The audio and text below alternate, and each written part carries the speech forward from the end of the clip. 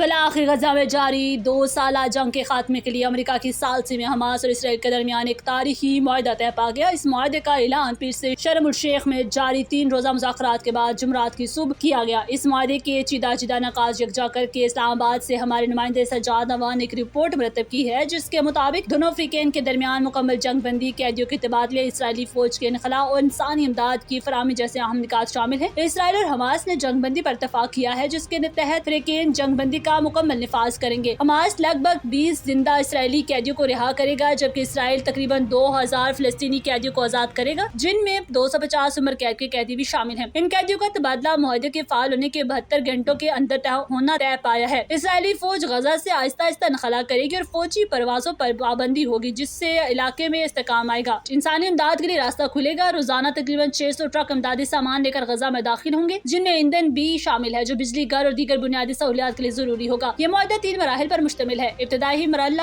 زندہ قیدیوں کی رہائی کا ہے، دوسرا مرحلہ باقی اسیر اور فلسطینی قیدیوں کی رہائی، اور آخری مرحلہ وار مکمل جنگ بندی اور غزہ کی نگرانی کے اقدامات شامل ہیں۔ معاہدے کی نگرانی مصر، قطر، اقوام متحدہ اور امریکہ کریں گے تاکہ امن قائم رہے۔ امریکہ کے صدر ڈونلڈ ٹرمپ نے اس معاہدے کو 20 نکات پر مشتمل امن منصوبے کا پہلا مرحلہ قرار دیا۔ آگے کے مراحل میں معاہدے کا کامیابی سے نفاذ اس خطے میں امن و استحکام کی جانب پہلا بڑا قدم ہوگا۔ دونوں فریقین قیدیوں کی رہائی کے عمل کو تیز کرنے کے لیے کام کریں گے، انسانی امداد کی فراہمی اور غزہ میں بنیادی سہولیات کی بحالی کے کام تیز ہوں گے۔ عالمی برادری معاہدے کی مکمل عملداری اور مسائل کے حل کے لیے نگرانی کرے گی۔ یہ معاہدہ غزہ میں 2 سال سے جاری خوفناک خون ریزی اور تباہ کاری کے بعد پہلی حقیقی امید کے طور پر دیکھا جا رہا ہے۔ اس سے نہ صرف زندگیاں بچیں گی، بلکہ خطے میں امن کی طرف ایک واضح راہ بھی کھلے گی۔